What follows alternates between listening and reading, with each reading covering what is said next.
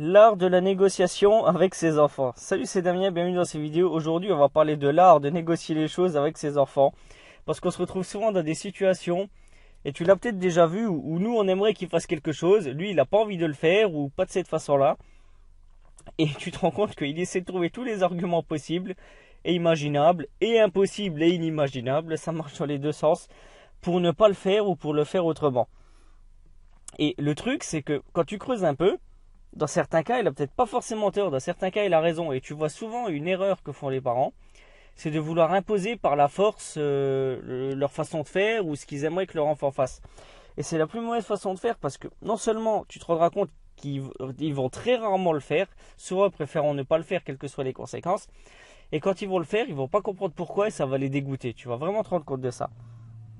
Et le truc, c'est que ça sert à rien de forcer les choses en plus. Ça peut être tellement simple en fait dans certains cas de renverser totalement la situation. La première chose que tu peux faire pour ça, la première chose que tu peux mettre en place, c'est tout simplement déjà de les écouter attentivement. Tu les écoutes attentivement, tu essaies de comprendre pourquoi ils veulent pas faire la chose ou pourquoi ils veulent le faire différemment. Il faut vraiment essayer d'adopter leur point de vue, d'essayer de se mettre à leur place. Par exemple, si tu as ton enfant, qu'est-ce que je pourrais te donner comme exemple Allez, un truc tout bête, complètement cliché. Ton enfant, il veut pas manger des légumes, il préfère manger du chocolat. Bah, au lieu de lui dire tu manges tes légumes, sinon tu seras puni, ce qui est pour moi la plus mauvaise chose à faire. En plus, rentrer directement dans la punition comme ça, tout de suite ton enfant il va se sentir agressé, c'est vraiment pas la bonne chose. Il aura aucune envie de te faire plaisir. La première chose, lui dire bah tout simplement pourquoi t'as pas envie de manger tes légumes. Pourquoi tout de suite tu les manges ou t'es puni. Non, demande-lui pourquoi. Écoute ses arguments. Pourquoi il n'aurait pas envie de les manger? Est-ce que c'est parce que tout simplement il n'a pas faim? Il a peut-être plus faim, c'est possible, dans certains cas ça peut arriver. Parce qu'il dit j'ai pas faim, tout simplement, il dit bon bah écoute, il n'y a aucun problème, c'est pas grave, ça peut arriver de ne pas avoir faim, il n'y a aucun souci là-dessus. Par contre, tu n'auras pas de bêtises à côté. Comment ça, pas de bêtises à côté? Ben oui, là on va sortir du repas, il ne vient pas dans 1 heure ou 2 pour manger du chocolat ou des biscuits ou d'autres choses comme ça, tu n'en auras pas. Donc est-ce que c'est vraiment parce que tu n'as pas faim? Ou est-ce que c'est parce que tu n'as pas envie de manger ça? Tu vois, en plus, tu peux leur répondre par une autre question. Tu peux leur reposer une question pour les reconfirmer et les remettre, comment dire, pas les remettre à leur place, mais les recentrer, on va dire, voilà. Vraiment pour les recentrer, qu'ils se rendent compte de ce qui se passe, de ce qu'ils ont dit, est-ce que c'est la meilleure chose à faire? Et qui se demandent justement, voilà, est-ce que effectivement je mange pas parce que j'ai pas envie ou parce que j'ai pas faim ou est-ce que c'est parce que je préfère des bêtises? Parce que souvent ils s'en rendent même pas compte, ils le font pas exprès, ils se rendent même pas compte des choses. Encore une fois, c'est leur inconscient qui parle. Et justement, les enfants, quel que soit leur âge, et plus ils sont jeunes, plus c'est vrai, ils ont encore plus de mal que nous à contrôler leur inconscient. Déjà nous on a du mal. Tu prends le cas par exemple d'une personne qui est au régime, pour faire une analogie. Bah, ça va être très très dur pour elle de changer ses habitudes et de remplacer les mauvaises choses qu'elle mange par des bonnes, tu vois. C'est pas parce qu'elle a pas envie, c'est parce que le cerveau fonctionne comme ça. L'inconscient va lui faire agir par habitude. Et là, c'est exactement le même cas. L'inconscient va lui faire agir de cette façon.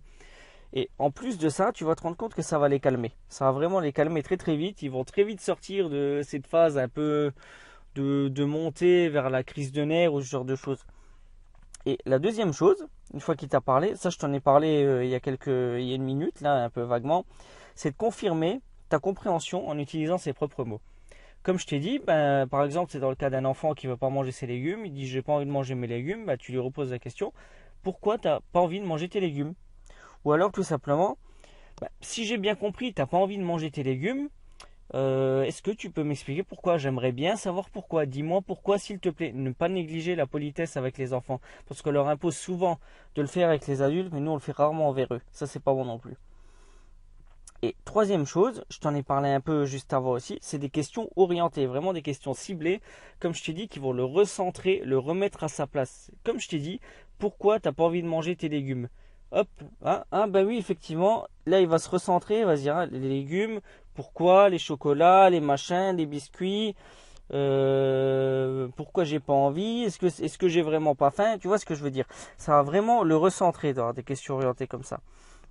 Et la quatrième chose, seulement une fois que tu as fait ça, là tu peux débattre et négocier. Une fois qu'il t'a posé une question, que tu lui as répondu, par une autre question ou une affirmation, peu importe, que tu lui as répondu, qui t'a répondu à son tour, là tu peux commencer à avoir un vrai dialogue comme tu aurais avec un adulte.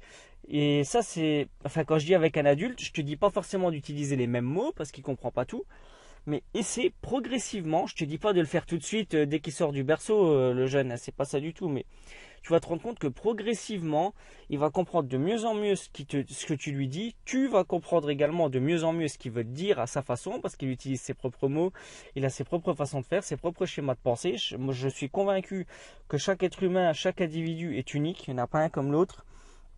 Et justement, cet échange-là, ça permet de mieux se comprendre et de mieux savoir ce qu'on doit faire. Et tu vas te rendre compte que très souvent, par cette façon de faire, par la négociation, c'est peut-être un gros mot dit comme ça peut faire penser à des mauvaises choses, mais c'est vraiment une négociation positive qui est basée sur le bien-être et l'envie d'aider les autres, que en plus de ça tu peux appliquer dans ta vie tous les jours. Et tu vas te rendre compte que très très souvent, 8 fois, 9 fois sur 10, tu vas te rendre compte que il va remarquer ce qui s'est passé, il va changer de comportement, et petit à petit, de fil en aiguille, tu vas voir que ça va vraiment améliorer les choses, quoi. Et tu verras que tu n'auras plus à te prendre la tête, tu n'auras plus à l'engueuler, tu n'auras plus à le punir. Il suffit simplement d'une discussion, comme on aurait avec une autre personne, et de résoudre la situation. Le but, comme je te dis encore une fois, c'est vraiment pas d'imposer son point de vue. Chaque individu est unique. C'est pas parce que tu aimes quelque chose qu'il doit aimer la même chose. C'est pas parce que tu fais quelque chose qu'il doit faire ce que tu fais. C'est pas parce que tu le fais d'une façon qu'il doit le faire comme toi. Il faut vraiment comprendre que chaque individu est unique et notre travail en tant que parent, c'est justement de comprendre leur différence, c'est pas le bon terme, mais leur particularité, leur spécificité, parce que chaque être humain a des particularités qui sont des forces. C'est loin d'être des faiblesses. Il faut pas vouloir faire rentrer tout le monde dans le même moule. Et tu vas voir que ça peut t'apporter que des bonnes choses, quoi, ça sur le long terme.